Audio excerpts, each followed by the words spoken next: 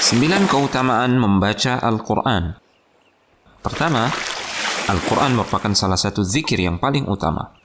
Rasulullah SAW pernah bersabda, "Amma ba'du, fa inna khairal hadithi kitabullah." Amma ba'du, sesungguhnya sebaik-baik ucapan adalah kitabullah. Hadis riwayat Muslim. Imam Syafi'i rahimahullahu ta'ala dan ulama lainnya berpendapat bahwasanya membaca Al-Quran merupakan zikir yang paling utama. Kedua, Al-Quran akan memberikan syafaat kepada pembacanya. Rasulullah SAW pernah bersabda, "Iqra'ul Qur'ana fa innahu ya'ti yawmal qiyamati syafi'an li ashabihi." Bacalah Al-Quran karena ia akan datang pada hari kiamat memberikan syafaat kepada pembacanya. Hadis riwayat Muslim.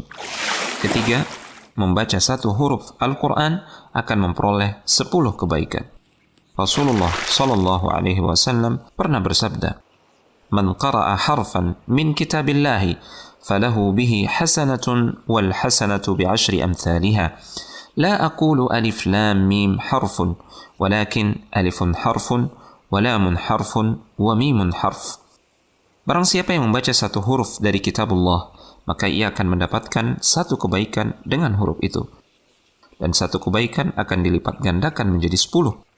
Aku tidaklah mengatakan alif lam mim itu satu huruf, melainkan alif satu huruf, lam satu huruf, dan mim satu huruf. Hadis riwayat At-Tirmidzi. Keempat, orang yang mahir membaca Al-Quran akan bersama para malaikat.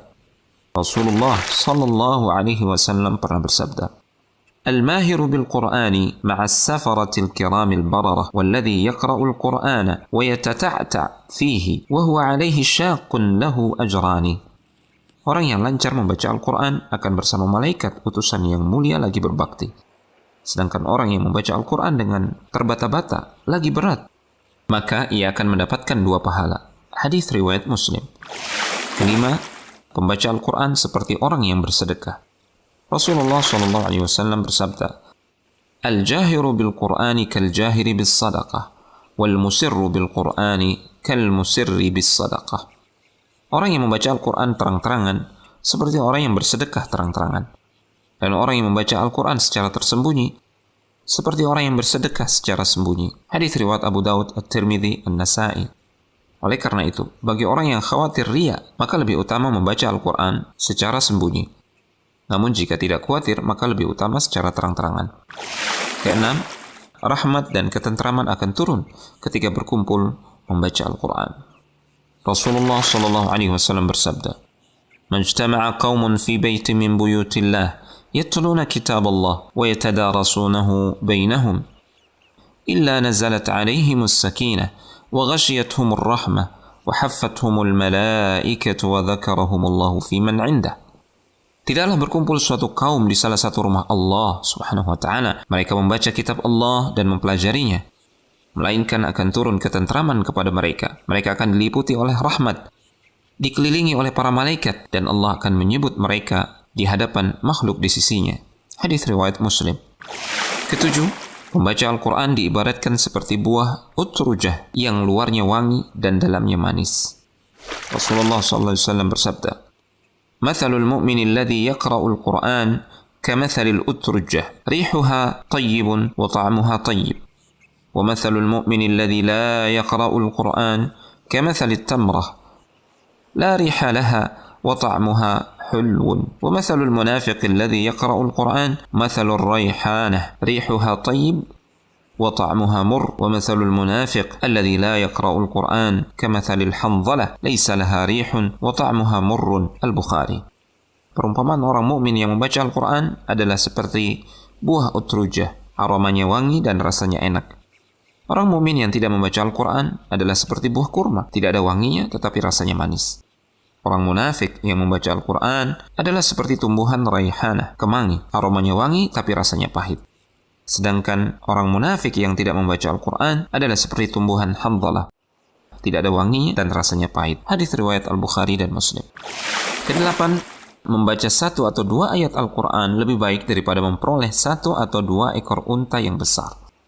Rasulullah SAW pernah bersabda kepada para sahabat, "Ayyukum yuhibbu an yaghduwa kulla yawmin ila buthana aw ila al-aqiq fayatiya minhu binaqataini kaumawaini fi ghairi itham wala qat'i rahim?